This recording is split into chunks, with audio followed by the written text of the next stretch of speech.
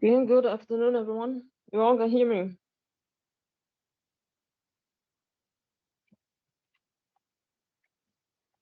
Yes. Okay, thank you. Right. Okay, I can get the materials from my Google Drive. So I start recording. Recording in progress. Let's continue today with the second part on the review regarding the basic statistical concept. Last week we went through the first main part regarding probability and random variables and the ways to calculate expectation variance, standard deviation, covariance, correlation, briefly. Okay, let's continue today.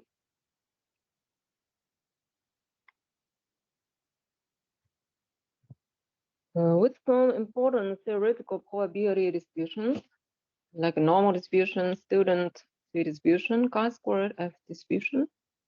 After discussing descriptive statistics, and then we move on with statistical inference. Okay, combining both point estimation, interval estimation, and finally hypothesis testing.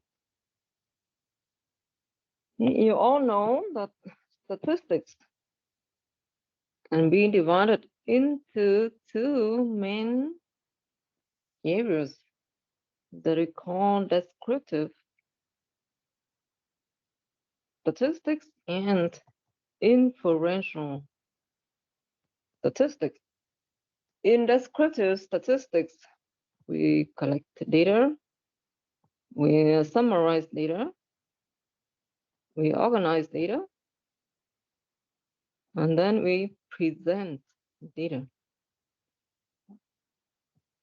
In inferential statistics, what is the main objective? What is the main objective of inferential statistics? We need to review, first of all, population. Population is defined as the whole collection of objects, people of interest. For example, I am interested in the population of all students in Vietnam. Okay, all students in Vietnam.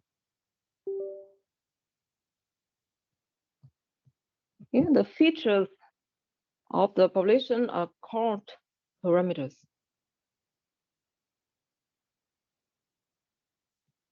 For example, the average age of all students in Vietnam. Yeah, of course, this number would exist, but nobody knows which is the correct value. It means that the parameters are unique, but unknown.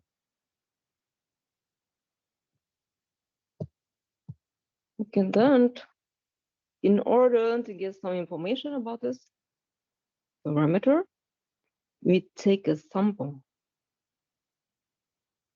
okay, which is a smaller set from the population, right?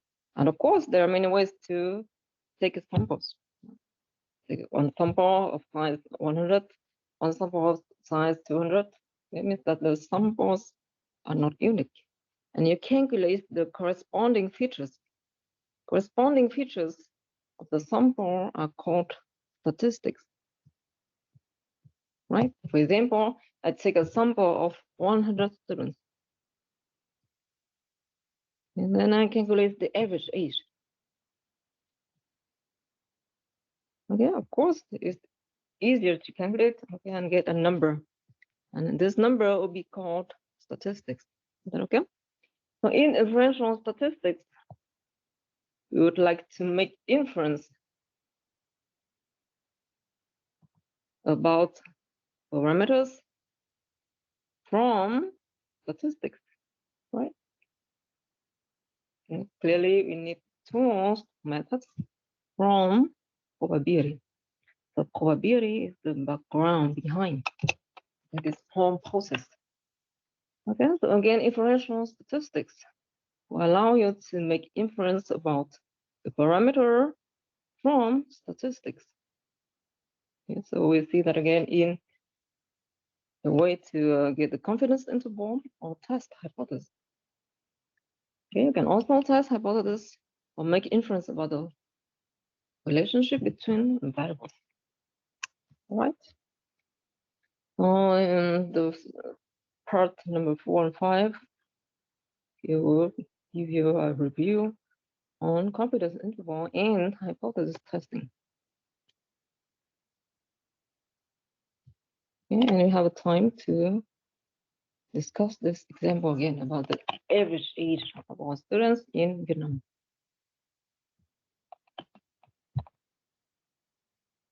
And now let's start with the descriptive statistics. Okay, you may see that from all the research papers and also later on with your reports, this report, okay, after collecting data, we always take a look at descriptive statistics.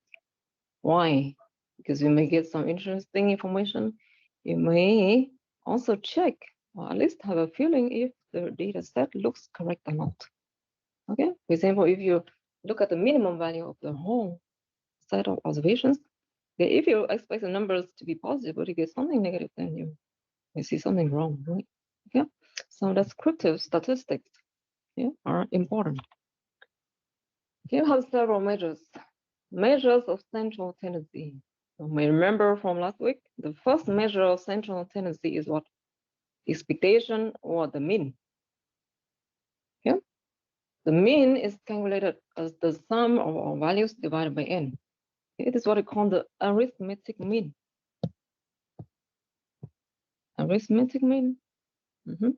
When you take the sum of values in your sample collection and you divide it by n, it is the arithmetic mean. Okay? Now the average value, it will give you the measure of location, we call it, or measure of central tendency. So besides arithmetic mean, we also have what? Geometric mean. Less common than arithmetic mean, but it may be very interesting as well. Sometimes in the literature, you see the geometric mean. Let me guess how to get it right. You take the product of all values and you take the nth root of this product. Okay. Geometric mean may be interesting, especially when you have a growth or portfolio value. Yes, something like this. So you can easily find examples on the web or in various textbooks. I think I found one on the web very quickly. Like here. Right?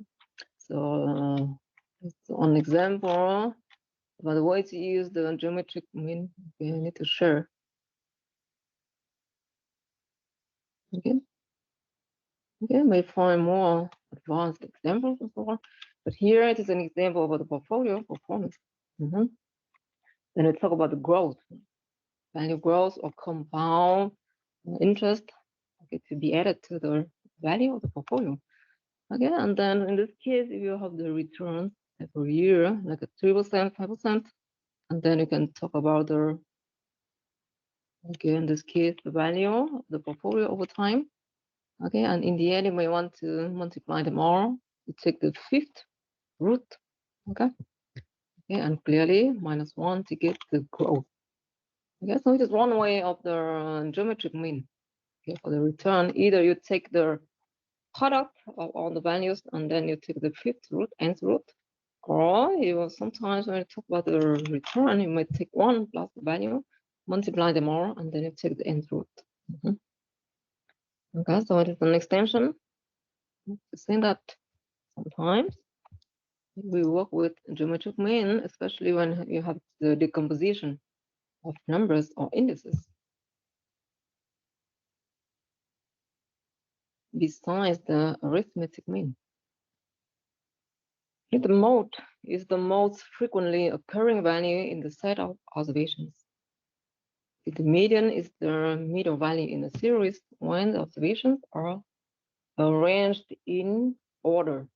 Often we arrange values in increasing order, and then from which we can easily get the median. Okay, and each of these central tendencies measures will have their own advantages and disadvantages. Okay. Measure of spread. Last week we talked about the variance, standard deviation. Okay, we all know the formula for the variance and standard deviation. Okay, they are both very important in finance and in risk management. Okay, you can take the standard deviation of the return. Okay, to define. Okay, to talk about the risk measure of volatility, right? Okay, the other measure of spread includes the range. And the range is the difference between the maximum value and the minimum value in the data set. Interquartile range, the difference between the third and the first quartile points in the series. Yeah. In this case, you need to know about the percentile. Right? Percentiles, also we call them quartiles or quantiles sometimes. In this case, interquartile range will be Q3 and minus Q1. After determining Q3 and Q1. Okay, you need to know about percentile. Coefficient of variation. Coefficient of variation, CV, is defined as the standard deviation was scaled by the mean. Okay. Sigma, we know that it's from the standard deviation. Scaled means divided by mu, the mean or expectation. Okay. So coefficient of variation is another measure of spread. What's interesting about this is the fact that it has no unit. It has no unit. For example, if X is measured in meter, in this case, the standard deviation also in meter. So you take a meter divided by meter, it has no unit. So unit free. Yeah, and you can use it to compare in different portfolios or series with different units. Okay. Okay, how about the higher moments? Higher moments will allow you to talk about the skewness and kurtosis. Skewness is simply the standardized third moment. The distribution. The skewness can give you the shape of the distribution and indicates the asymmetry of the distribution. Okay. Here, sometimes they talk about the series. The series are actually the values of time. Okay, from the data set, from the sample. Of course, in your collect data, you get what? Series of values. Right?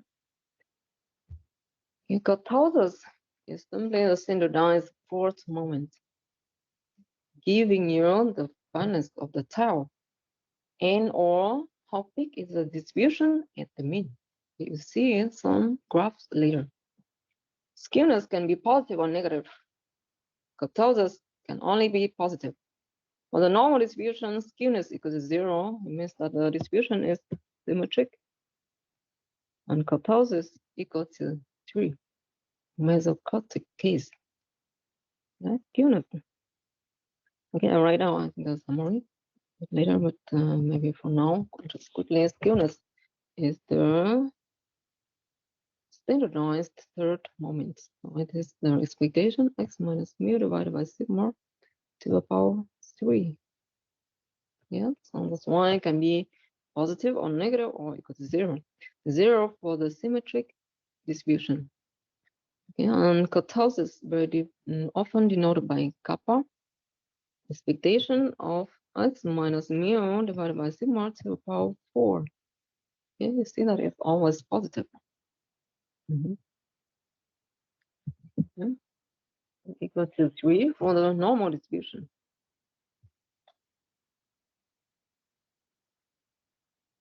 Here is an example of a normal distribution, which is symmetric, and then skewness equal to 0. Yeah, both of the next one, which is not symmetric, is skewed to the right. Skewed to the right. Okay, and then SK is expected to be positive. And the right tail is longer. An example of the leptocortic series, which is the blue one. Leptocortic. Compared to the normal distribution, the dot curve. Yeah, and what can you observe? In this case, in this example, we see that actually it is taller than the normal distribution. Okay, and sometimes the tail is shorter than the normal distribution.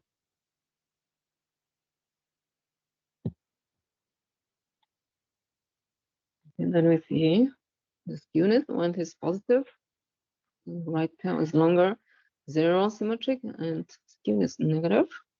Left tail is longer. For the kurtosis, when it is equal to 3, we have the mesocortic case, leptocortic case, and platycortic case, when kappa is smaller than 3.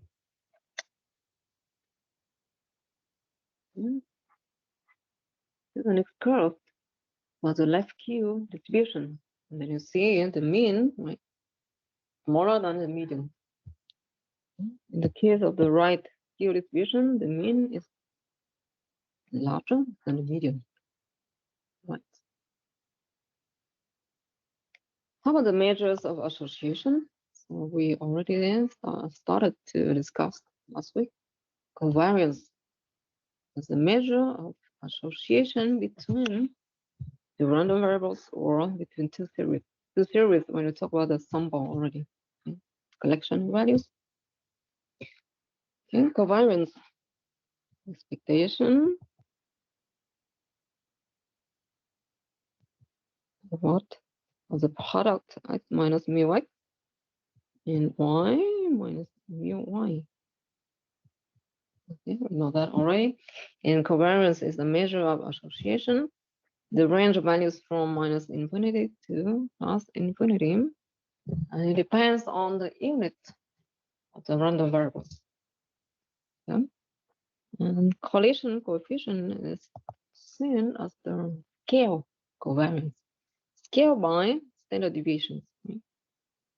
Collision coefficient, by rho, is simply the covariance divided by standard deviation, sigma x and sigma y. Yeah, and this way, we get the number from -1 to 1. Okay, easier to discuss, and it doesn't depend on the unit.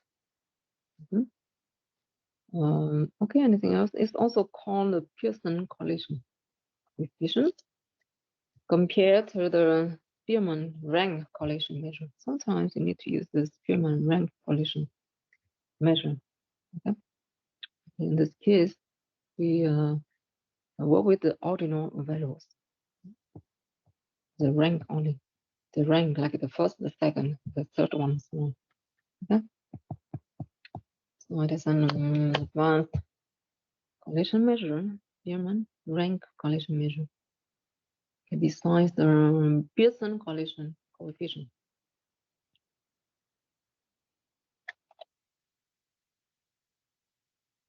Regarding the properties of mean variance covariance, we all know that expectation is linear.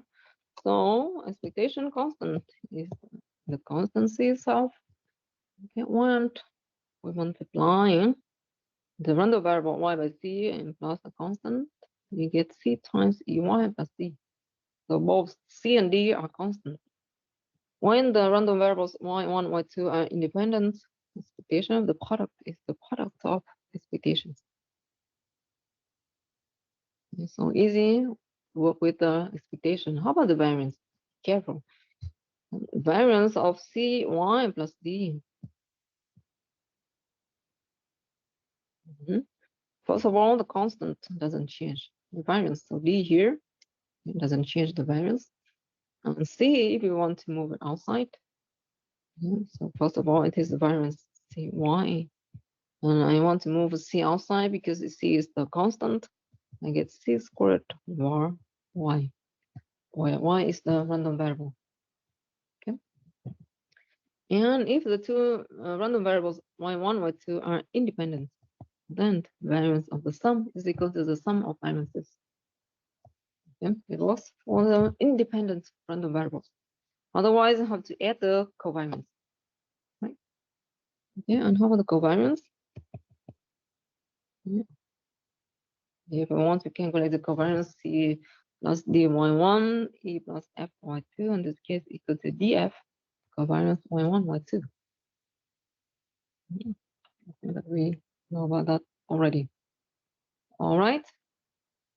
So they are the main measures we should know about descriptive statistics to describe and give the shape in the form properties of the distribution.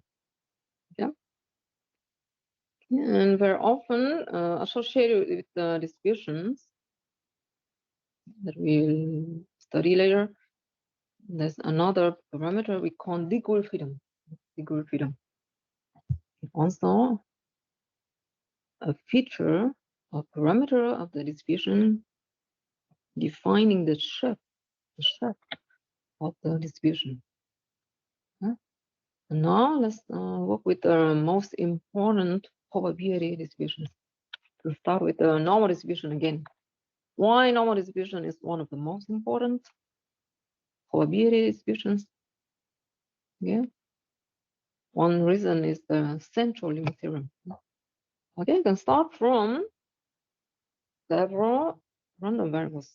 As long as these random variables are independent, identically disputed, we call that IID.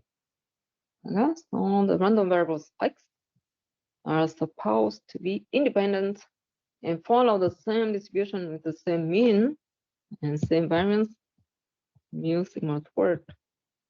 Then, if n is large enough, with more greater than 30, then the distribution of the sum will approximately follow the normal distribution. Okay, it means that we end up with the normal distribution. Even if we start with the discrete distribution or continuous distribution, it doesn't have to be the normal distribution. Then the sum will approximately follow the normal distribution, as long as you have n large enough, right? So it is one reason why. Is one reason why normal distribution is one of the most important probability distributions. Okay, I summarize that again a bit later, maybe. Okay. Especially when we need to use it for testing and confidence interval. Yeah, so for the normal distribution, first of all, you know the EDF. Yeah, on the normal distribution, it means mu and variance sigma squared. Two parameters are mu and sigma. Mu sigma are the parameters of the normal distribution. Yeah, and then PDF. Yeah, it does function, exponential function, depending on sigma, depending on mu. It is defined on the whole real number line from minus infinity to plus infinity. Anything else is symmetric. Okay, this one is symmetric about the value mu. Okay. Okay, and for the continuous distribution, besides PDF, we also talk about the CDF. Okay. CDF, and fortunately, regarding the standard normal distribution, the tables value are available. You have to get the standard normal distribution. So if X follows normal distribution, it means mu variance sigma squared, and then Z, okay, we call it Z score, defined as Z X minus mu divided by sigma will follow standard normal distribution, which means 0 and variance 1. Okay, and standard normal distribution, we call it the standard normal distribution. It's very, very important. Why? Because we have a table of value. Table values for especially regarding CDF of N01. Okay, and then call the phi function. Okay. Sometimes have tables values. When we give the tail like this, 5%, yeah, and we get the critical values. Okay, this kind of table is very convenient for testing hypothesis. Okay, but anyway, the CDF table is available. You can easily get it.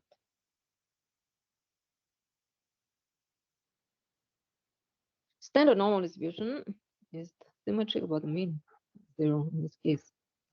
Okay, and what's special about the standard deviation 1? You follow the curve, at some point you get the inflection point. Inflection point, I think that here it is 0, 1. And when you project, inflection point, I think that in this case, when you project, I think you have an inflection point somewhere here. When you project, you get the standard deviation, okay, which is 1. All right, so this distance is always sigma. Distance from the mean in projection of the inflection point, right?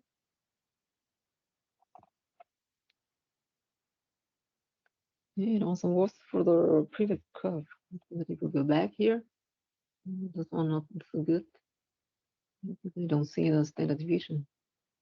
Whenever you project from the inflection point, you get the distance, which is equal to sigma from the mean. Okay, and then again, normal distribution is symmetric with the mean. In order to calculate this, knowing that x follows normal distribution, mu sigma squared, and this will be equal to, okay, equal to what? Probability, you convert to the z-score, and then I minus mu divided by sigma, and there v minus mu divided by sigma. Okay, and then you can use the table values. Clearly, it is phi v minus mu divided by sigma minus phi I minus mu divided by sigma. Okay. Yeah, probability is possible area of the region between as the function of PDF. Horizontal axis in vertical lines x equal to a is going to b, or it can be calculated this way. Get the sum of independent normal random variables is normally distributed. It's important that you have the independent normal random variables. Central limit theorem, you tell you that if n is large enough, if the x are IID, the sum, mean, and sum variance, then the sum will approximately follow normal distribution with mean and mu and sigma square for the variance, from which you get the average. The average calculated as the sum divided by n will also approximately follow the normal distribution, with mean now mu and n sigma squared divided by n squared. We get sigma squared divided by n. Okay. And sigma squared divided by n squared. We simplify, we get sigma squared divided by n. All right. And for the normal distribution, skewness equal to 0, kurtosis equal to 3.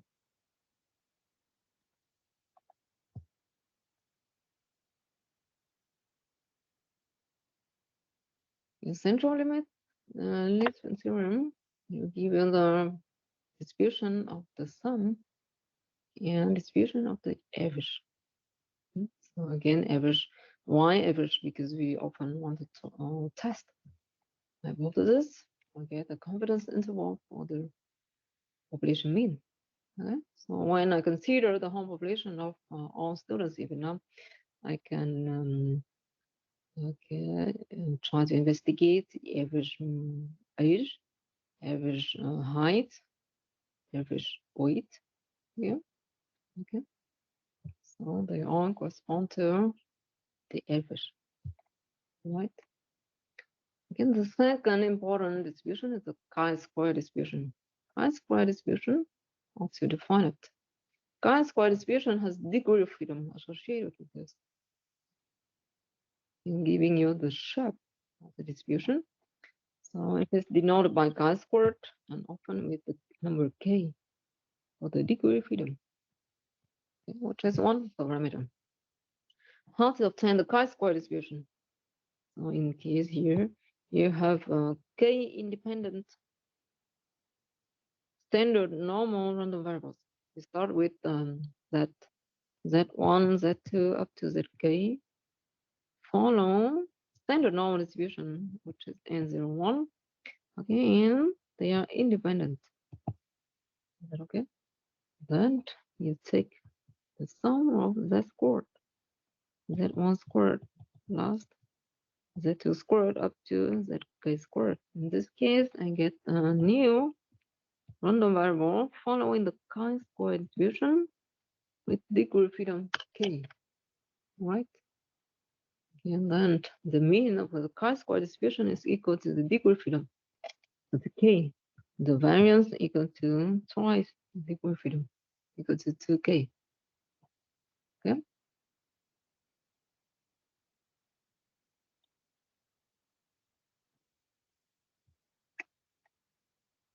You can see some examples of the chi-square distribution. When degree of freedom is equal to 10, 30, and next 50. Yeah, so as df increases, what can you observe? You see that okay, the curve becomes more and more symmetric. Is that okay? And more like normal distribution. So first of all, chi-square distribution is bounded by 0 because we get the positive values. Chi-square distribution is skewed to the right tail is longer. And as the degree of freedom increases, chi-square distribution will approach the normal distribution. And also sum of independent chi-square random variables is also a chi-square random variable. Yeah. And how about the next one? Student T distribution. T distribution, student T distribution, very commonly used as well. You see the difference between the standard normal distribution and the one, okay, and there the student distribution. Okay. Okay, how to create it first? Suppose that I have the Z1 random variable to follow standard normal distribution and 0, 1. And I have here, I use this notation to say that you have a random variable following the chi-square distribution. Let's call it x, following chi-square distribution with degree of freedom k. Okay. So in this case, the t random variable will be obtained by z1 divided by square root of x2 divided by k. Okay. Okay, here I use chi-square. I want to say that is a random variable following chi-square distribution with degree of freedom k. Yeah. So this way, okay, as long as z and x are independent, they must be independent. Then the ratio will follow the t distribution with degree of freedom k. Okay, so again, t distribution has degree of freedom as one parameter. Okay, what can I say about the t distribution? Yeah, it looks like a lot. Standard normal distribution. It's a symmetric distribution. Aspect value is equal to 0, variance equal to df divided by df over 2. It is flatter because the peak here is smaller compared to the normal and standard normal distribution and has a flatter tails. What interesting there is about the tail. Flatter tails than the standard normal distribution. Okay, and also as degree of freedom increases, t distribution will approach the standard normal distribution. Okay. Okay. And in the table values, if you take a look at the table values, getting the t distribution, we have a row when the f equal to infinity. Okay. So this row will correspond to the standard normal distribution. Okay. Because when degree of freedom equal to infinity, it is considered the standard normal distribution, which is the limit distribution. Okay.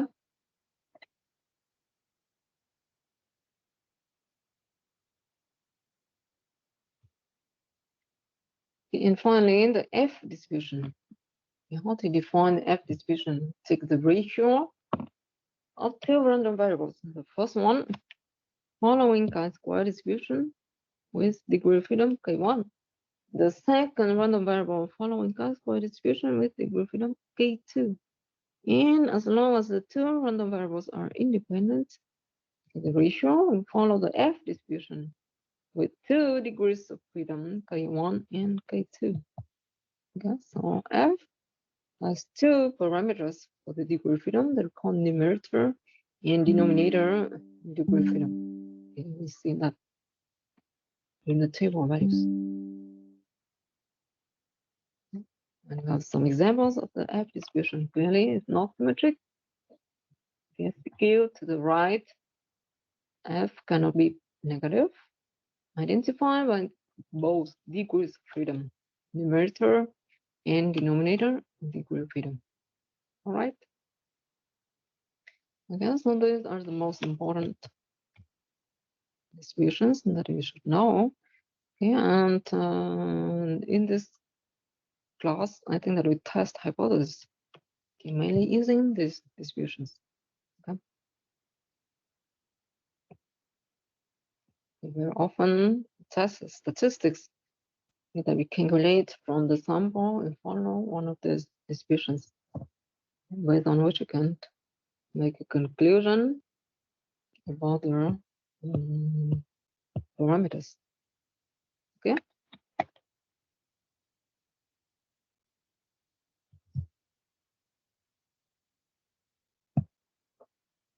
No questions, no comments.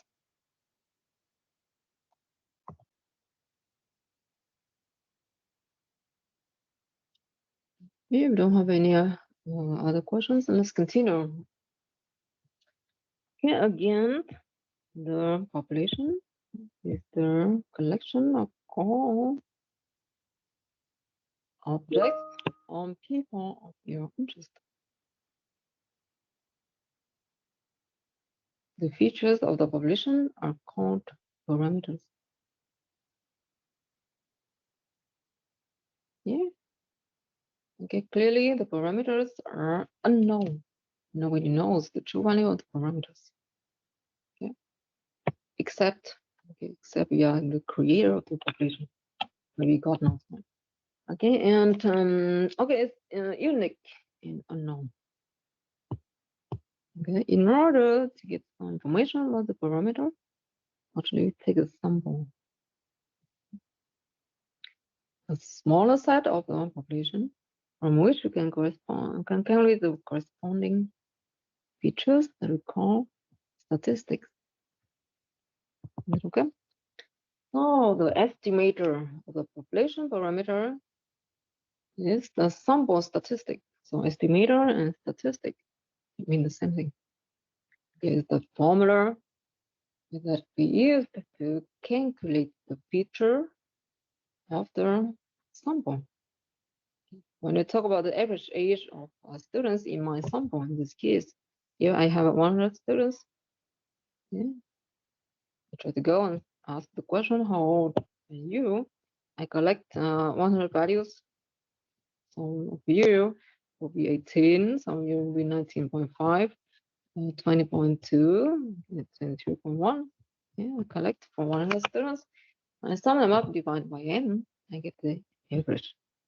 Yeah, so this way to calculate x bar, the sum of all the values divided by n is the statistic. It is also the estimator. Estimator is simply statistic of the formula that we use to estimate the parameter. Okay, so estimator is again a statistic is the formula that we use in order to make inference about the parameter later. All right. So the most commonly used estimators, we have many. I write down. Okay, for the population parameter regarding the mean, variance, and deviation, and so on. Okay, I think that I can write down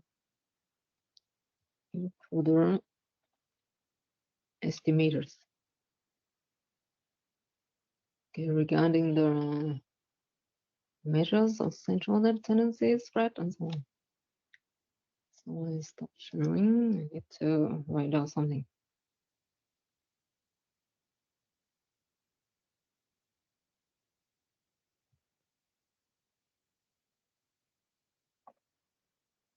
Okay. So now we are in week 2.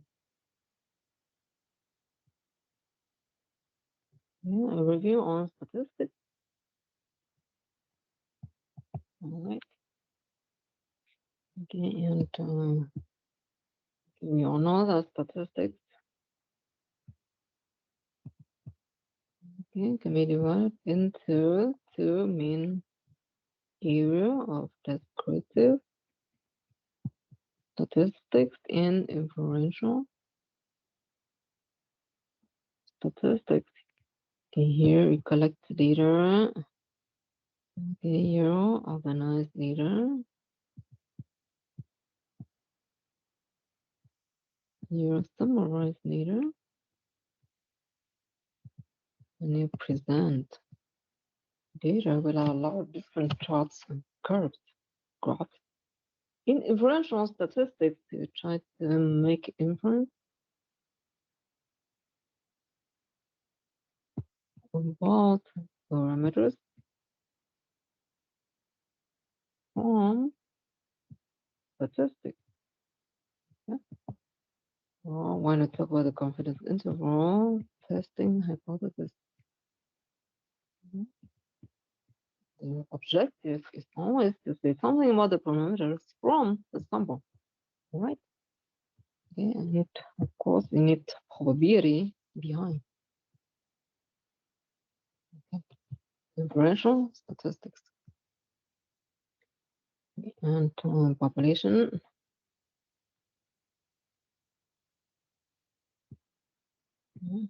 The features of the population are called parameters. They are unique and what unknown. Yes, of course you know the parameters. There's nothing else to do. You don't need to do anything else.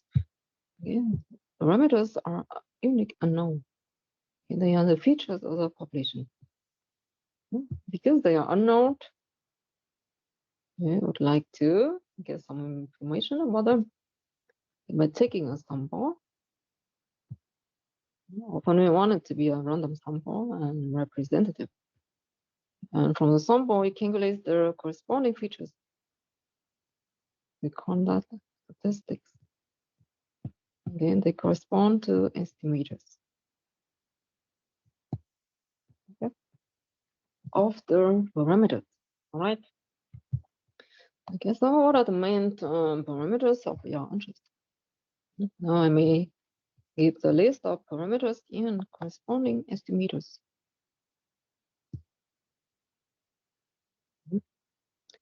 So regarding the estimators,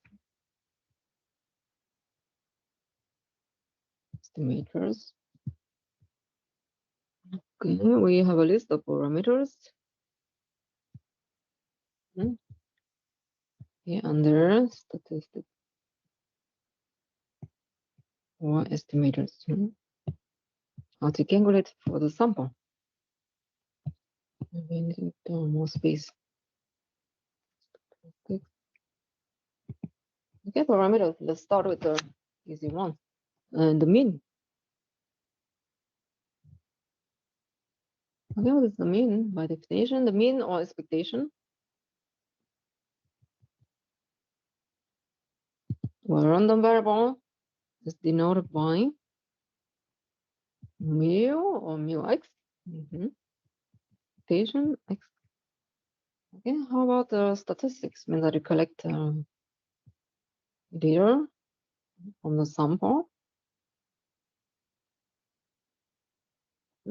And then you get the average, the arithmetic average, and you get the sum calculated from the sample of size n, right? Take it divided by n, all right? Then next, What is the next parameter of your interest? Variance. Okay.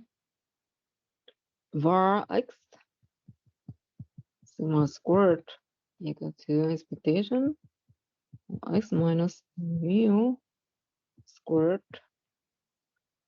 Okay, what is the sample variance? Sample variance. We may know several formulas, right, for the sample variance. Okay, some of them are better than the other. So I think that the common sample variance we use is which one? S squared equal to the sum of xi minus x bar accumulated previously. S squared divided by what? N or n minus 1? If we divide by n minus 1, you get the unbiased estimator. Okay, we explain about the unbiasedness later. Yeah, it's better somehow. Okay, and what is the reason why you divide by n minus 1? Because after calculating x bar, okay, we lose 1 for the degree freedom. Okay, basically, we start with degree freedom equal to n. Just imagine that after calculating x bar, we somehow know this value, so you impose this value, we lose 1 for the degree freedom. So the remaining degree freedom is n minus 1 instead of n. The reason why, the way to explain why we get better estimator for the sample variance when you divide by n minus 1, not n. Again, divided by n, you get a biased estimator and consistent estimator, which is still a good one. I think this one is better because it's unbiased. Yeah, variance and coefficient of variance, coefficient of variation.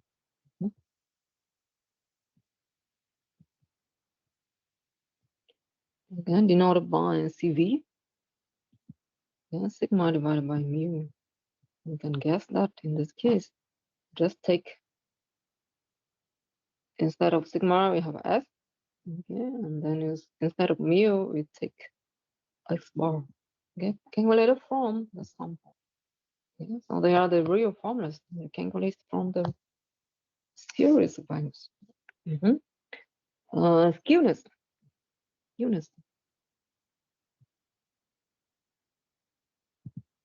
Skewness, we all know, SK, expectation of x minus mu divided by sigma to the power 3. Is that okay?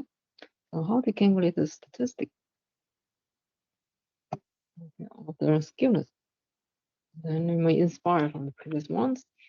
Yeah, and get something like this. The sum of xi minus x bar to the power 3 divided by n minus 1 s3.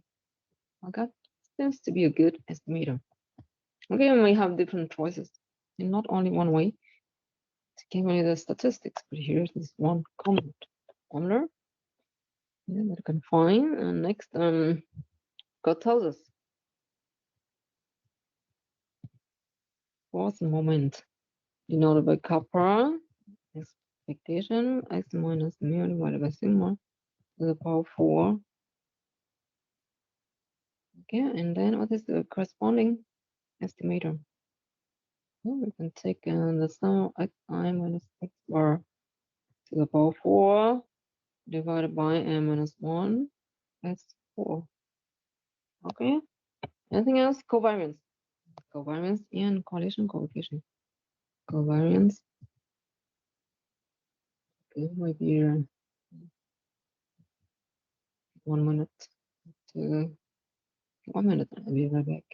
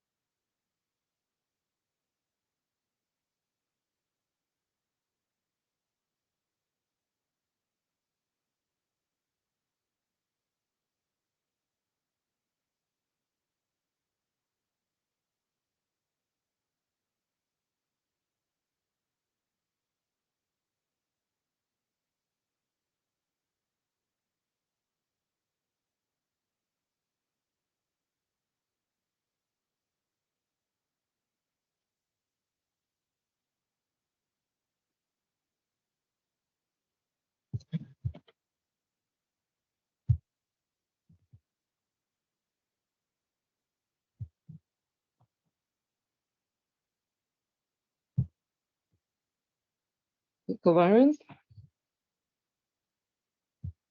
Yeah.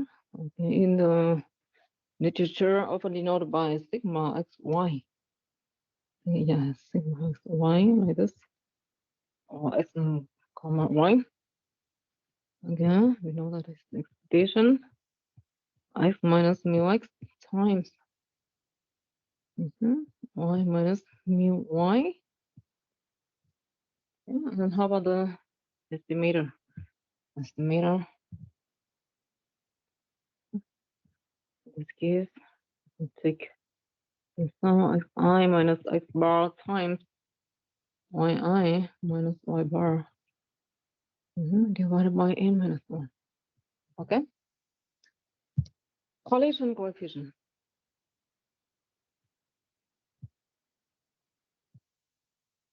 Okay, correlation coefficient.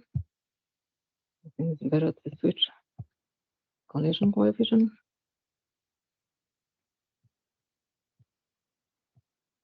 We denote by a rho xy is simply sigma xy divided by sigma x, sigma y. Okay. And the estimator is, what is it? So we can calculate the sigma from the previous formula. That's I minus x bar times yi minus y bar divided by n minus 1 so sx sy. All right. Okay, then we have a list of estimators corresponding to their parameters. Of your interest.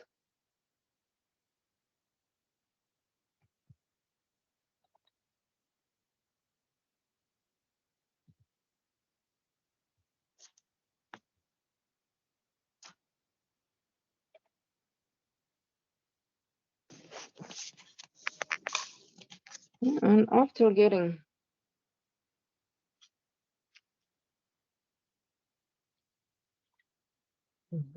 estimators in statistics, of course, some they will be better than others. And the good properties of estimators are the following one: unbiasedness, efficiency, and consistency.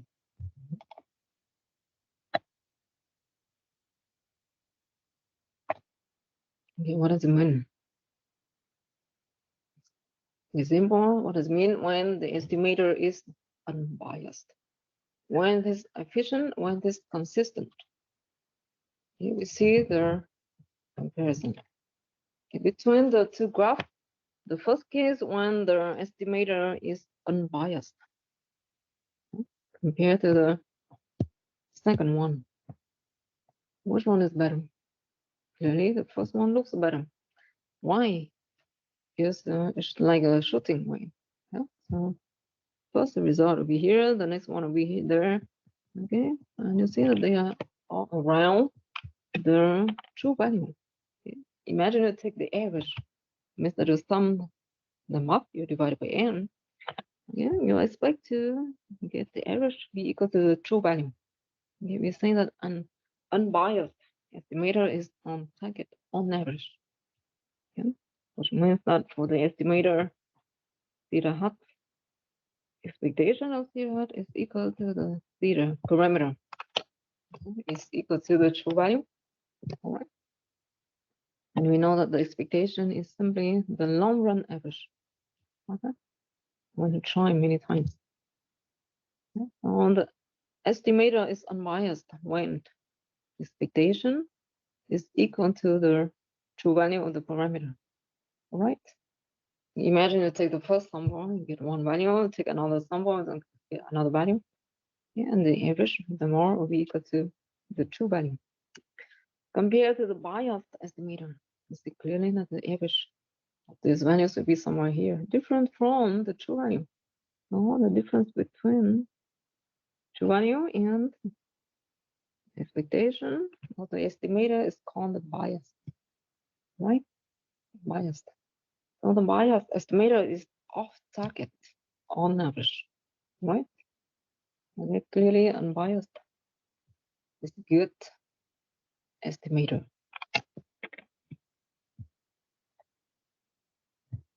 Okay, how about the efficiency? The estimator is efficient if it has a relatively small variance. In small standard deviation, in the best case, it has the minimum variance. Minimum variance. Yeah, so efficient if the variance is small. Okay, and in the best case, it has the minimum variance. For example, in the class of linear estimators, we might see over the next weeks. Yeah, and it means that you see here, the first graph, you see that the values are quite close to the true value. Compared to the second case, values are quite far away, okay, from the true value. So the efficient estimator is on average closer to the parameter being estimated. And the estimator is inefficient when, on average, they are quite far away from the parameter being estimated. Okay, clearly the first one is better. And consistency. Consistency, we talk about when we increase the sample size. Okay, imagine that you take a sample, you have size n, 10, you compare to another sample of size 100. It makes sense, we should get a better result in the second case with a larger sample size compared to the first one. Okay, why? Because for a larger sample, you get more information, the result should be more precise. And the estimator is said to be consistent if the probability of being close to the parameter it estimates increases as the sample size and increases. Okay. Okay, so these are the good properties of the estimators. Okay. Okay, we want the estimator to be at least unbiased or consistent, and if possible, efficient.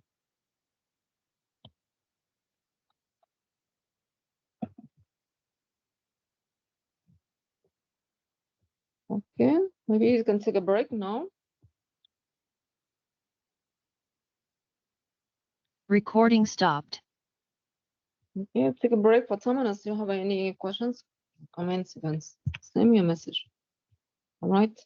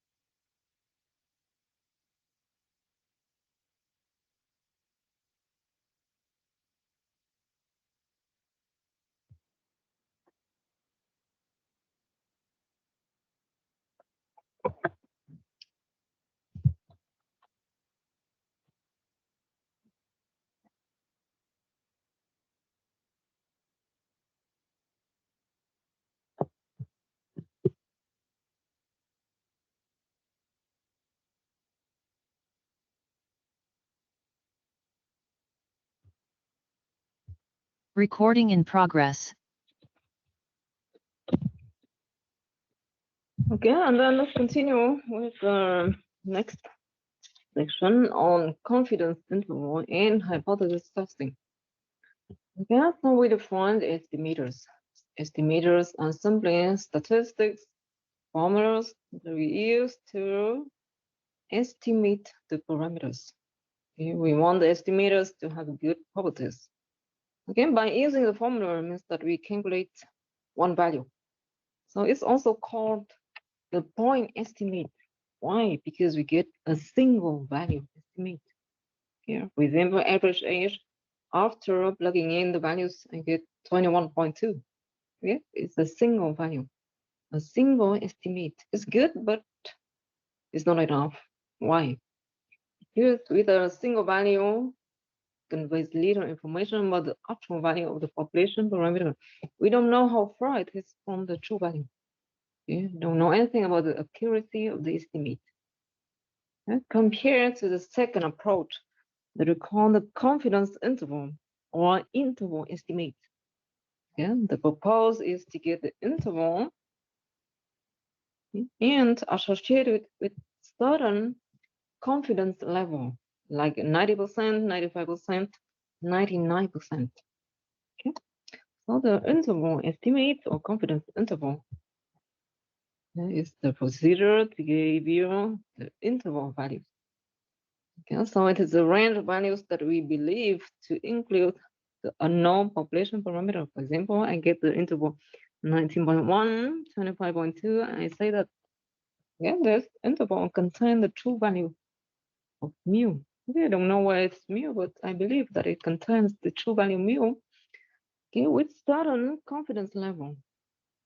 Okay, for example, at 95% confidence level. All right. And how to get the confidence interval? Let's take one example.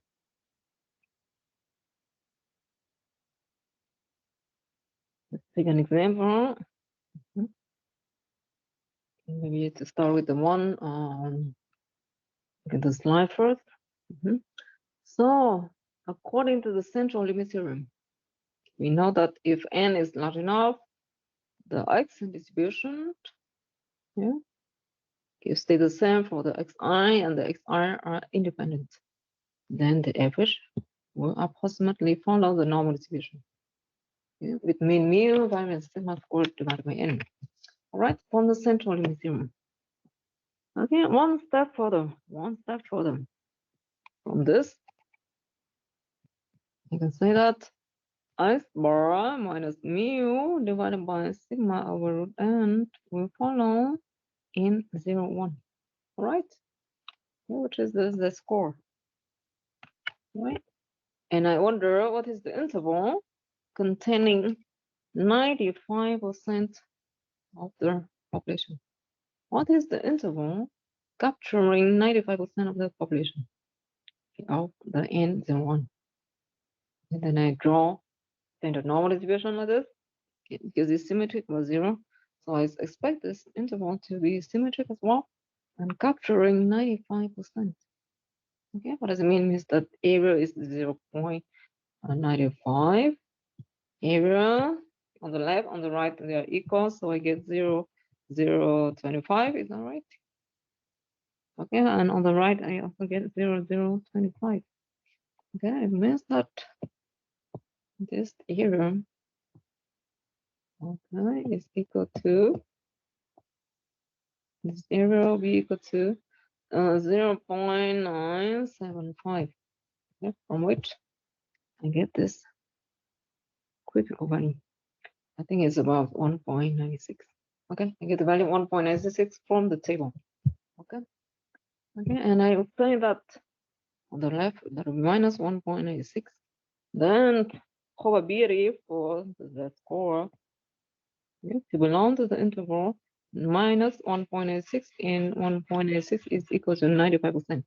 Okay, the average is 95%. Okay, and I transform. I get mu to belong to this interval. Okay, x bar is calculated from sample 1.86. I get from the distribution. Sigma, okay, suppose I know it, and n is the sample size. Okay, suppose that everything is known, then I get the confidence interval. Yeah, so often you denote by x bar plus minus 1.86 and sigma over root n. Okay, plus for the upper bound, minus for the lower bound. All right, and I say that I am 95% confident that my interval that I obtain contains the true value of mu. Okay, I don't say that probability for mu to belong to something is some value. Why? Because mu is the parameter, is not a random variable. Okay, mu is the parameter, is unique. Okay, it doesn't change. It's unknown, but it's not a random variable. Okay, so when I talk about mu, it's better to say that I am 95% confident that this interval contains the true value of mu. All right, so it's the way to obtain the confidence interval. Okay, and okay, maybe later. Okay, I can write out my example. Also, when I test hypothesis. Okay, and then based on central limit theorem. All right. Okay, and of course, you can also try to obtain the confidence interval for a higher confidence level. For example, 99%. In this case, you try to capture 99% of the population. I get a higher Z score compared to 1.96. Okay, maybe 2.3, something like that. Okay, and then I get a different confidence interval. Okay, with a different level. All right, so that's the idea. And of course, we always start from some theory, right? In probability or somewhere else. Okay? Like here, central limit theory. Upon x bar minus mu divided by sigma over n to follow in 0, 1. Okay, I also want to give another remark. Yeah, sigma, if sigma is known, then it's okay. I get the standard normal distribution. In case sigma is not known, okay, what to do? If sigma is unknown, we can always replace sigma with s, okay, which is the sample standard deviation calculated from the sample variance. Okay, and then I replace sigma with s, and by doing so, I switch to the t distribution. Okay, okay, I switch to this t distribution with n minus 1 degree freedom. Okay, okay, and then I can draw the t distribution exactly like this, and then I get critical values from the t, not the z anymore. All right, so it is a remark. Okay. In case sigma is not known, sigma is known, then I get confidence interval. No problem. In case sigma is not known, then I replace sigma with s. In this case, I switch to the t distribution with degree freedom n minus 1, and then I should change. Okay, that confidence interval will be x bar plus minus. Here it is not the z critical value, that will be the t critical value. Okay, and then multiply by s divided by root n. Okay, the same for the other side. Okay, for the t. So it's the way to switch. All right. So that means that confidence interval is obtained from the z distribution or from the t distribution. In this case.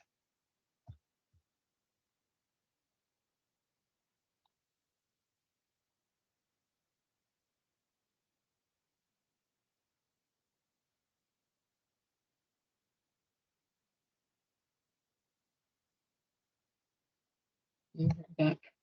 All right. And now let's move on.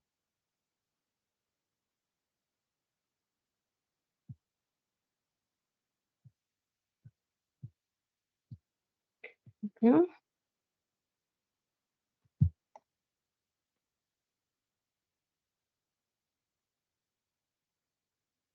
Clearly, confidence interval is good, but it's not enough. Sometimes, and very often, especially in econometrics, we would like to test hypotheses about the parameters. So what does it mean? An hypothesis can be seen as a statement about the parameter. When I say that, in my opinion, the average age of all students in Vietnam is 21.5, it is my opinion. It is a statement about mu. When I say that, in my opinion, the average age of all students in Vietnam is equal to 21.5. Of course, this is my right to give my opinion. It is a statement. Yeah? And you may not agree with me. You think that no, average age is not 21.5. It's something different. Okay? And how to prove it?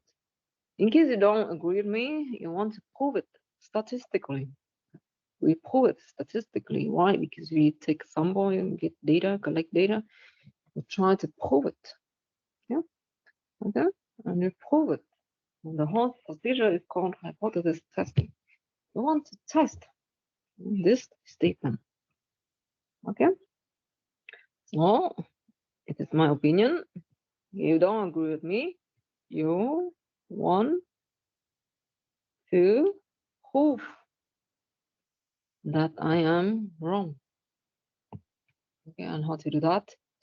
In this case, you take a sample of 100 students, for example, right? You calculate the average, okay, to get X bar from the sample, and then based on some rule, okay, like a central limit theorem, okay, finally you make a decision.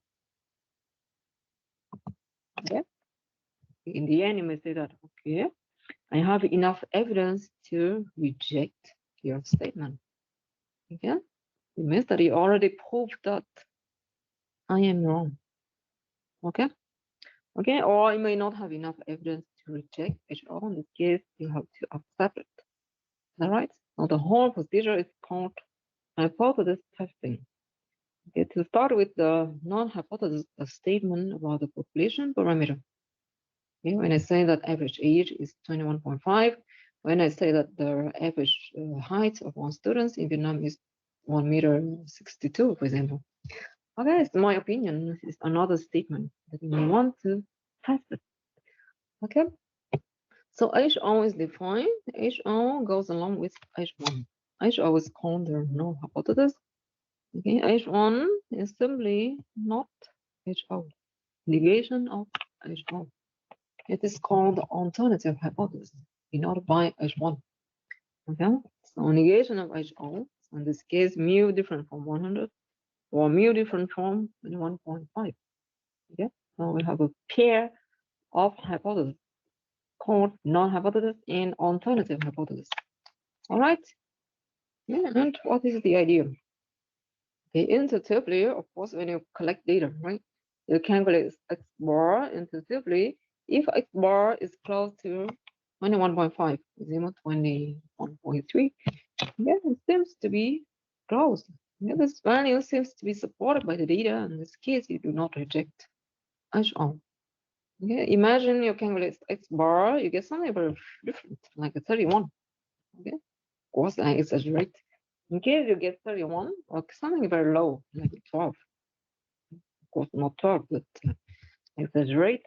And then in this case, you have enough evidence to reject my statement, okay, to prove that I'm wrong.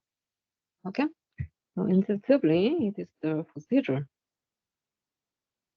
to test hypothesis. Okay, and we say that okay, often the null hypothesis is a belief, might be an opinion.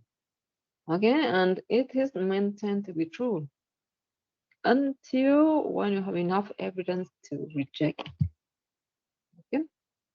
Okay. In the end, after some statistical work, Yeah. Finally, you may decide to reject HO or not rejecting HO. Okay, so it's exactly like the situation in social science. Suppose that there has been a crime and someone is arrested. Okay, so in a courtroom, we may say that the person is innocent until when we have enough evidence to prove that the person is guilty. Okay, in this case, HO is to say that the person is innocent.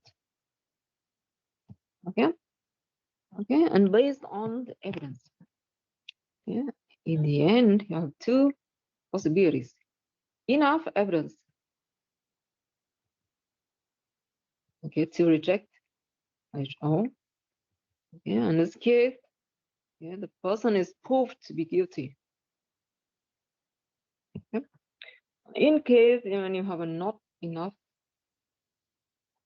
evidence, okay, you have to accept HO. Okay, you don't prove HO, you have to accept it. You have to accept the fact that the person is innocent. Why? Because you don't have enough evidence to prove that the person is guilty. You don't have enough evidence to reject HO. Okay. Okay, so it is the philosophy behind. Okay, and the decision is made on the test statistic and also the decision rule. Okay.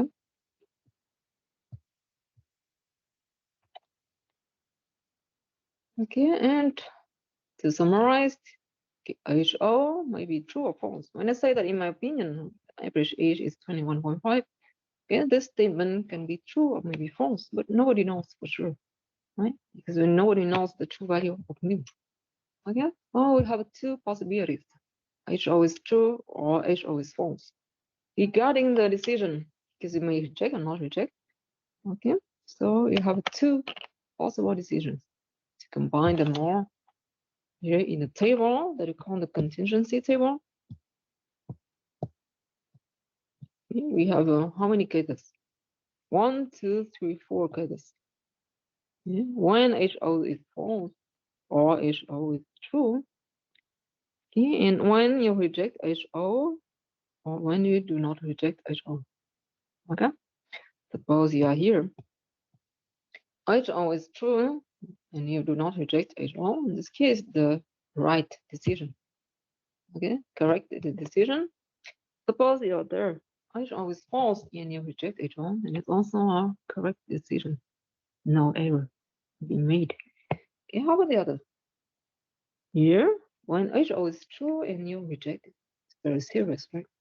Okay, because the person is guilty, but the person is innocent, but you conclude that the person is guilty is very serious. This is what we call the type 1 error. Okay, compared to the last case, when HO is false and you do not reject it, okay, we call it the type 2 error. Okay, so in practice, we focus more on the first case. We try to reduce the probability for the type 1 error to happen. Okay, we don't want an innocent person, okay, to be concluded guilty and go to the prison. Okay, we try to limit the case by controlling it and probability, maximum probability to get type 1 error. We want it to be controlled and small. Okay, okay, this control in hypothesis testing by significance level. That's why often we take alpha small to be 5% or 1%. Okay, and in some cases 10%, no more than that. Okay, 5% is the most common case.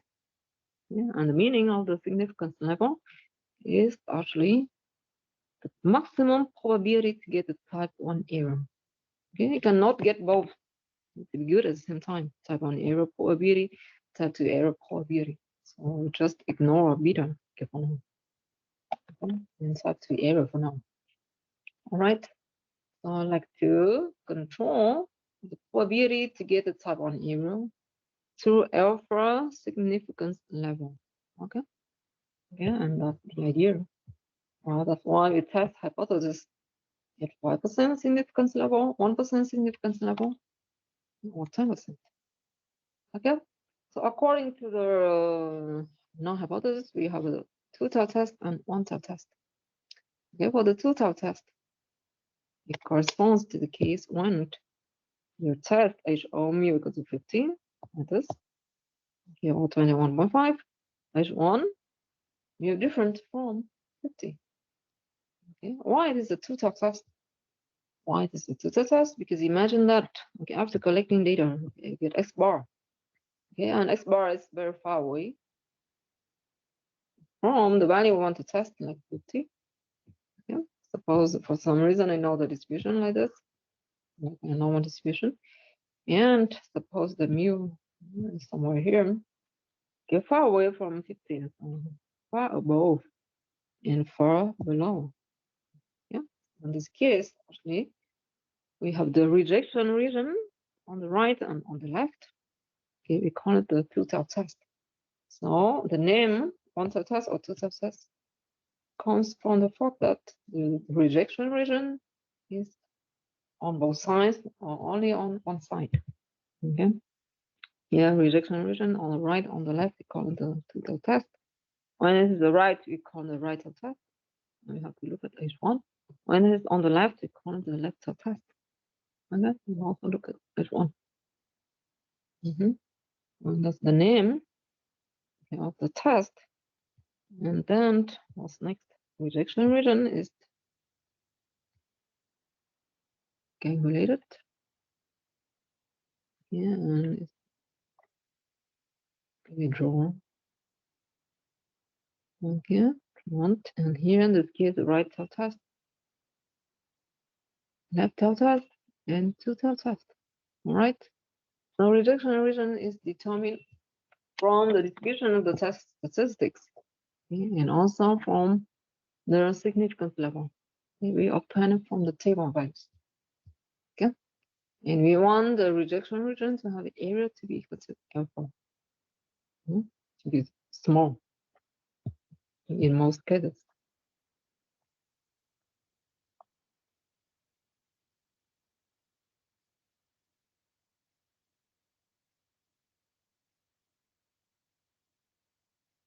Okay, and how about the procedure? To summarize, how about three approaches to test hypothesis? Okay, three approaches to test hypothesis. Okay, I think that the most common one, okay, that I know up to now is the first approach. What are the main steps? First of all, you state the null hypothesis H0, then you state the alternative hypothesis H1. How do you decide for H0 and H1? Sometimes it's obvious to see, and sometimes not so obvious. Okay, why? Okay, in some questions, you may decide which one is H1, which one is H0. Yeah. Remember that the objective is to test HO. When you have enough evidence, you reject HO. When you reject HO, it means that you already proved HO. Okay. In case you do not reject HO, yeah, what can I say now? You didn't prove HO0. No, you somehow accept HO. Okay, you accept HO because you cannot reject. Okay, compared to the other case, you proved H1. So it's stronger. It's stronger when you can prove H1 statistically. Okay, so often what you want to prove, you can put it here in H1. In the best case, you can prove, right? Okay. Okay, in econometrics, I think it's quite clear. Yes. In everyday life, sometimes harder to think about and what you want to prove and so on, but econometrics, that when you test coefficients, okay, it's quite clear in many cases. Okay, and then okay, after defining H0, H1, you can go to the test statistic, for example, from the central limit theorem or from other results. Okay, and to keep the spanning of TS, You also draw the rejection region, yeah, for a given level significance, alpha. Okay, and in the end, you try to see if the test statistic belongs to the rejection region or not. Okay, of course, you compare the critical values. We reject HO. Okay, otherwise, if the test statistic doesn't belong to the rejection region, we do not reject. Let's suppose you have the drawing, you get something like this. Okay, and my TS belongs to this region, I do not reject HO. If it belongs to that one, I reject HO. Okay.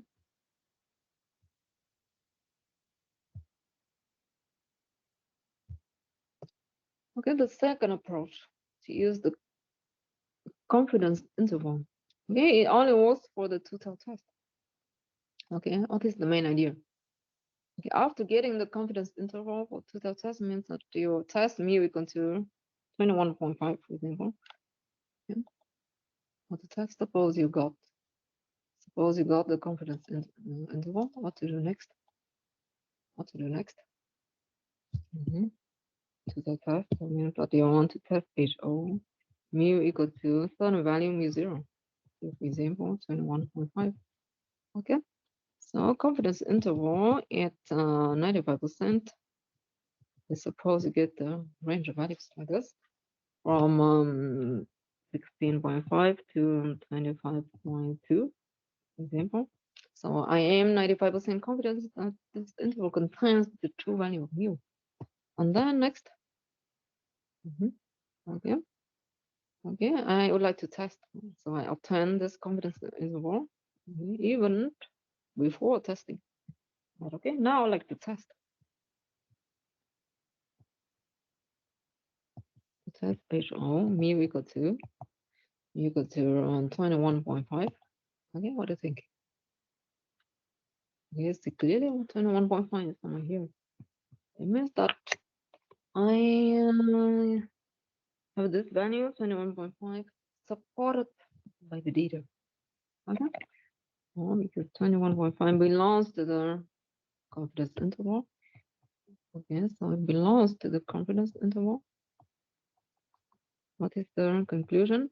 Not reject HO because this value is supported by the data. Okay. In case you have a value like 29 outside the confidence interval, in this case you reject HO because the value is not supported by the data set. That's very easy to test using confidence interval. Yeah? Of course, if the confidence interval is available before, and it only works for the two-tailed test. Okay, in the next approach, using p-value. What is the p-value? P-value is the area of the rejection region when the test statistic is considered equal to the critical value. Okay, suppose that I know that it's a two-tailed test like this. I know the TS follows. Yeah, the for example standard normal distribution. Yeah, I know that it's a two-tailed test like this. Okay, and then what to do next? Okay, I calculate the test statistic. For example, I get 10 and minus 10. I consider the test statistic as one critical value. Okay, then I draw it and I calculate. I draw the rejection region and I calculate the two p-value. Here's the error of the first region plus the error of the second region. Okay. Okay, sometimes you get a small value, sometimes you get a big value. Based on p-value, I can decide if I reject HO or not. Okay. If p-value is less than or equal to alpha, we reject HO. Okay. When p-value is greater than alpha, we do not reject HO. Okay. So very often, I think that okay, you should learn, right? You should learn about this, the meaning of p-value. Okay, meaning p-value can also be understood as what as the probability to be wrong when we reject HO. Okay, probability to be wrong when we reject H1. What does it mean? Okay, for example, if p-value is small, probability to be wrong when we reject H1 is small, it means that you can reject H1. Okay, so supporting this rule. Suppose p-value is big, in this case, probability to be wrong when you reject H1 is big. Okay, so better not to reject H1. So better not reject H1 and somehow you accept H1. Right? So p-value is something that you have to learn because it's new. I remember that many of you made a mistake about the use of p-value. Okay, it takes some time. It takes some time to understand and to use it correctly. Why is it important? Okay, p-value is not always easy to calculate. It's still possible with the t-distribution, with the z-distribution. But we don't have a table for chi-square, we don't have a table for f. Often p-value is obtained from the software. Okay, so very easy to get it because when you run the model with the software package, often you get the p-value right away. Okay, allowing you to test as long as you tell the computer to do the right work. Okay? Of course, another thing. Okay, so you have very often you get the p-value on the computer software, and then you have to make the decision correctly. It's something that you have to learn. Okay. Okay, then the third approach using p-value is given here. First of all, you give the null hypothesis, you state an alternative hypothesis, you calculate the test statistic, you get the p-value from the software, and finally comparing p-value and alpha. If p-value is smaller than or equal to alpha, we reject HO. Otherwise, we do not reject HO. All right.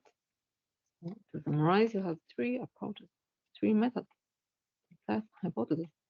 In econometrics, because you can use the software package, p-value is a good thing. It's that we get p-value easily from the software. Yeah, and then which can simplify your work. And now I can write down one example with average age. Average age using these approaches.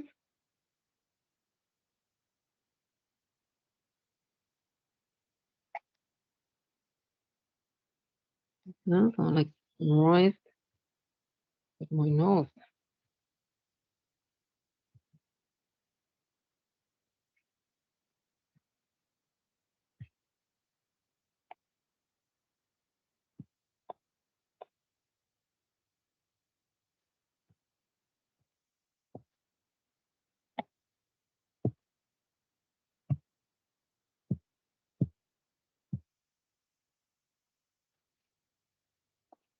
Yeah, next. Yeah, hypothesis testing. Hypothesis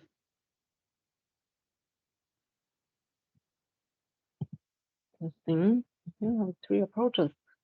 Yeah, and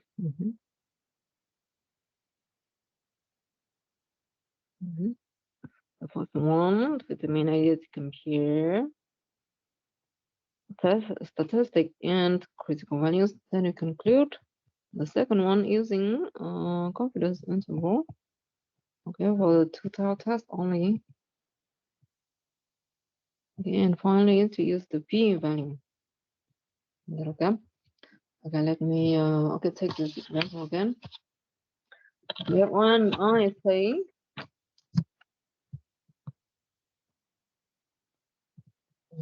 that in my opinion, the average age of our students is 21.5. Okay, when I say that in my opinion,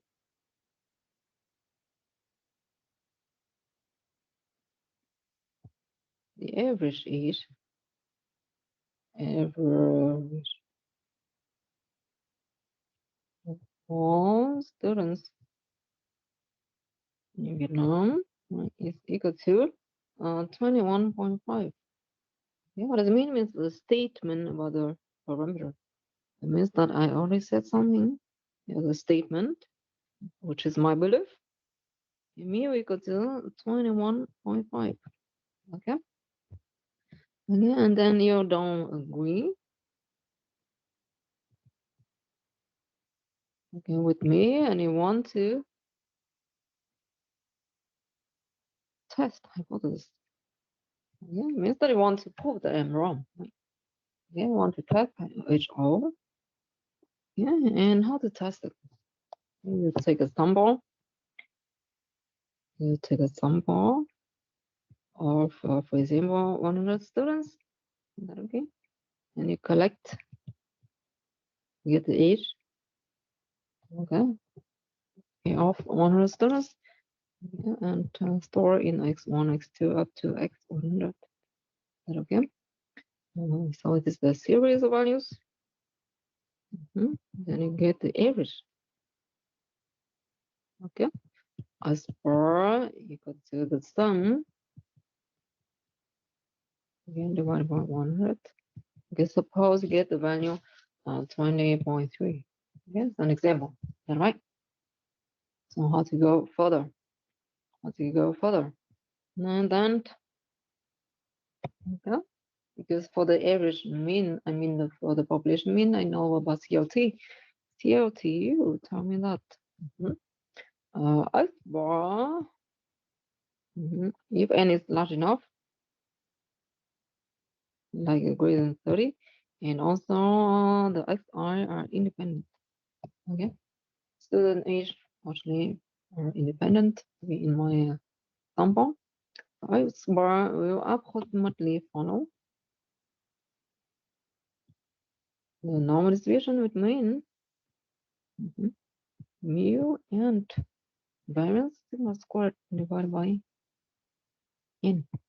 All right, and from which I get x bar minus mu divided by sigma over root n to follow n 0, 1. Okay, so based on this, of course, mu I don't know it, but with test hypothesis under HO, that okay, you don't know mu, nobody knows the value of mu. But my belief is just say mu equal to 21.5, which is what I call mu 0. Yeah, so the idea consists to replace mu 0. Okay, replace mu with mu 0 and use it as a statistic. So this is mu 0. Okay, yeah, and of course when sigma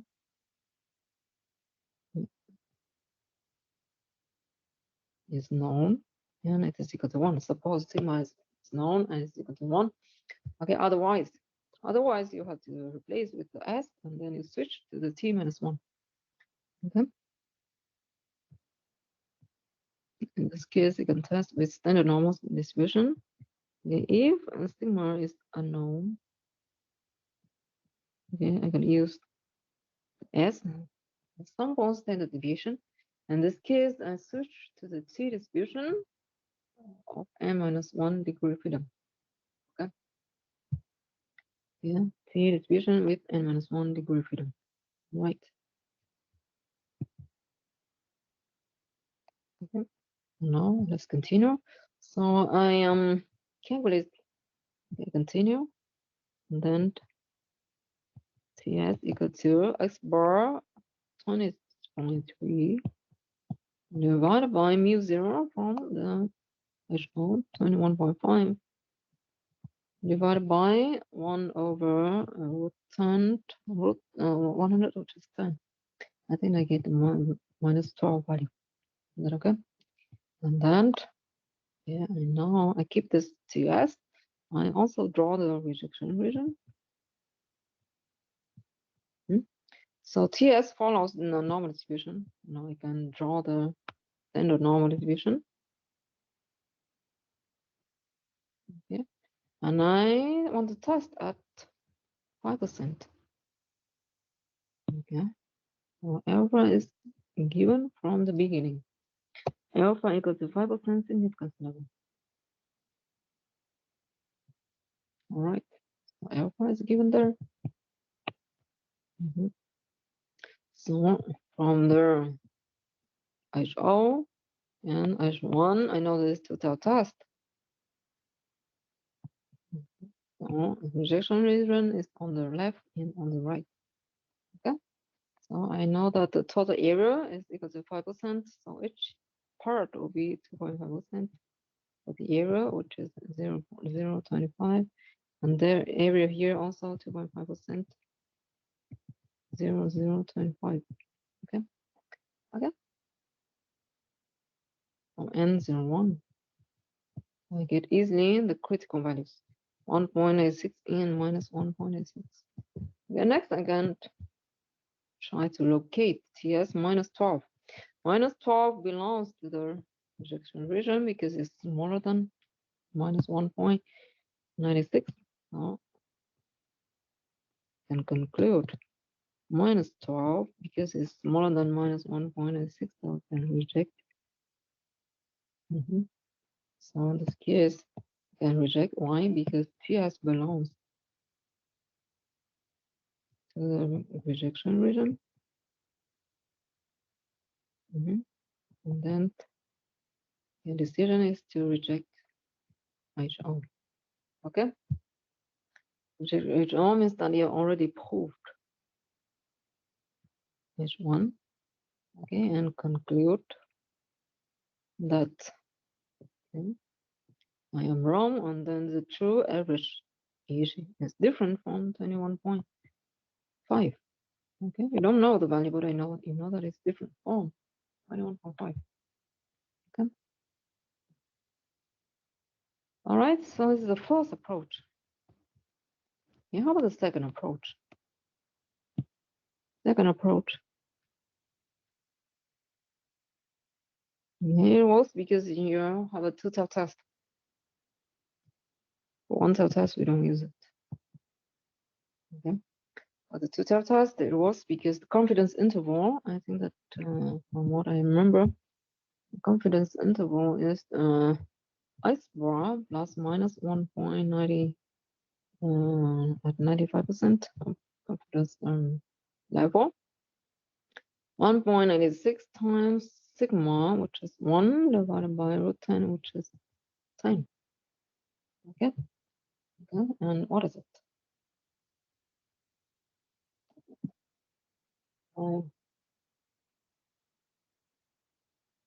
Okay, so I get okay, you can replace.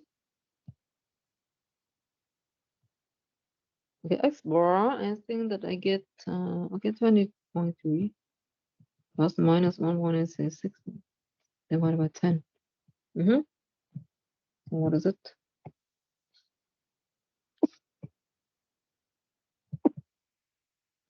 Okay, this one is 0.196. Okay, so close to 0.2. So approximately because I don't want to use time. Okay, 0.2, that'll be something like 20.5. And here minus 0.2, I get 20.1. Okay, so suppose I get this confidence interval at 95% confidence level, 20.1 and 20.5. And now I'd like to test HO.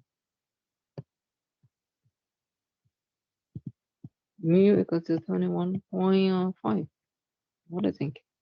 Clearly, this value doesn't belong to the confidence interval. Okay, somewhere here. Okay, since 21.5 doesn't belong to the confidence interval, so we can reject HO. Why? Because value is not supported by the data set. And then we reject HO. All right, and the third approach. The third approach using p-value. Using p-value.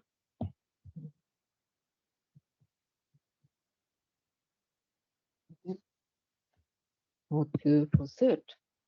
Okay, I know that my test statistic is minus 12. I know that it is the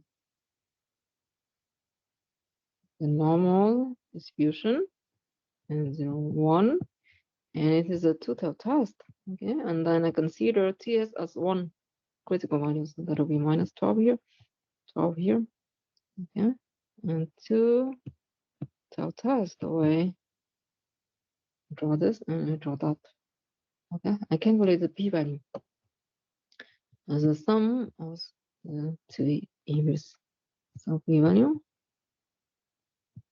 equal to the area of 1 past the area of 2. Okay, and using symmetry, it is twice the area of the first region. Okay, how much is it? I think I can open the table. Okay, I think 12 is not in the table, means that is okay, very small. I think that is very small. It's even not given in the table. So it's 0, 0, 0, 0, 0. Okay, 2 something like this, and smaller than alpha. Okay, also smaller than 1%. So it means that I can reject HO. Okay, that's the decision because the p-value is smaller than 5%. All right. Okay, so you see the example. Using all three approaches, right? Using all three approaches, using which you can test the hypothesis. Okay, so I hope that you remember the main ways to test hypothesis. Okay, p-value very often. I think that for this class, okay, often we use and we use either. We use either of these approaches. Because sometimes confidence interval is available, then it's very easy to use it. Okay, to test right away. Sometimes we use critical value, sometimes we use the p-value, okay, depending on what is easier and what is already available. All right. Any questions or remarks?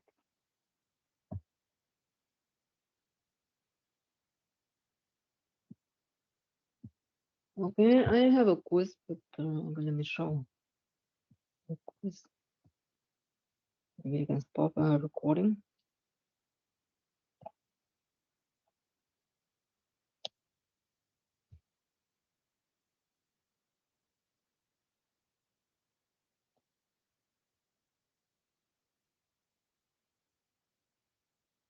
Recording stopped.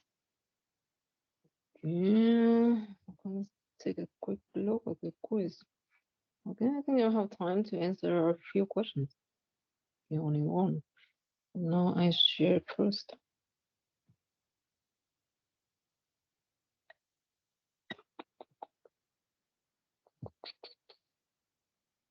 Yeah. Go to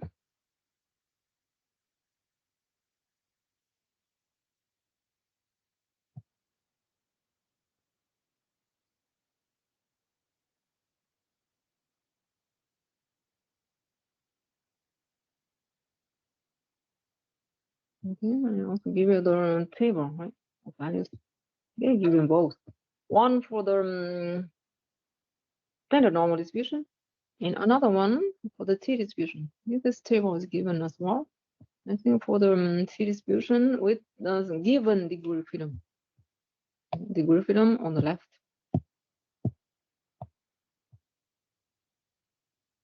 Yeah, the first column you'll see the degree of freedom, and then okay, and here they give the area of the right tail, and then you can determine the critical value.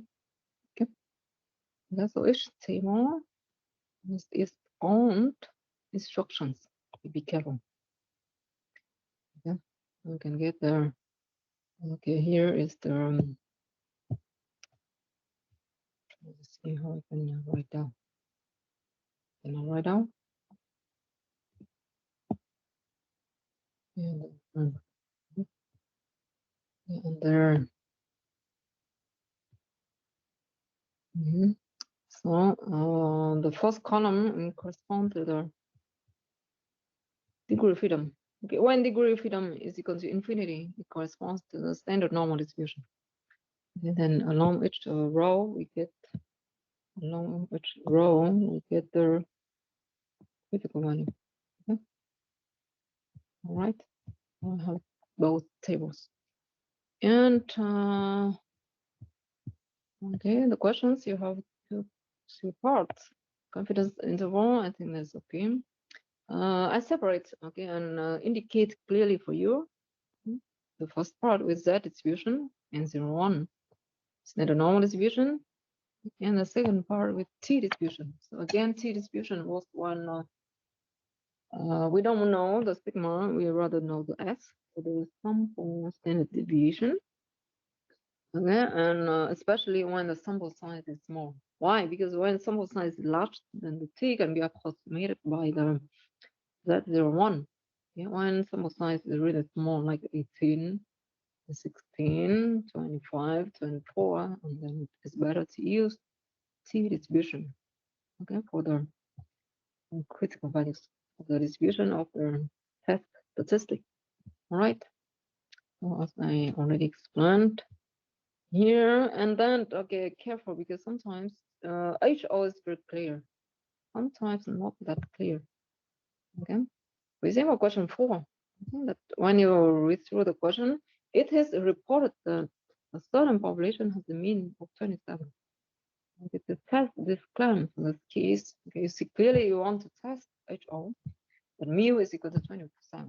Okay, careful because later on for the question, maybe the question 10. Okay? Question 10, you see that it's not that easy. Okay, they tell you that the advertising agency would like to create the advertisement for the restaurant, claiming that the average waiting time is less than 5 minutes. Okay, less than 5 minutes. And then I have the choice between A, B, C, D. You choose which one is HO, which one is H1. What do you think? What do you think? Which one might be the good one? Of course, okay, we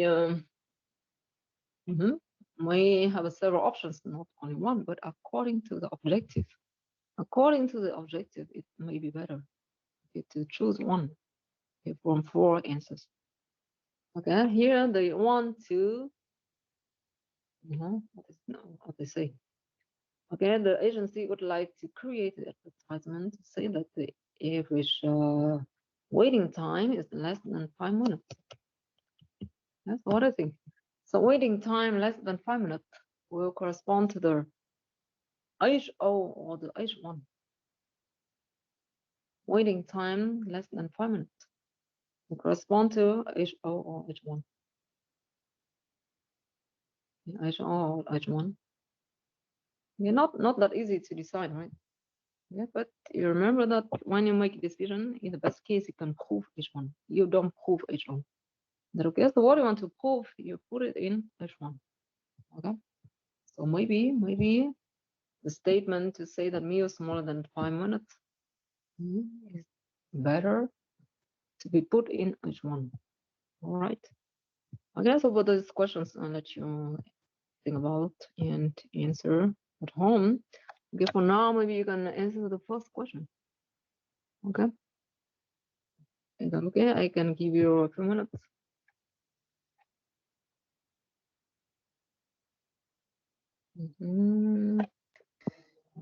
Vậy quiz này làm ở nhà hay là làm ở lớp không?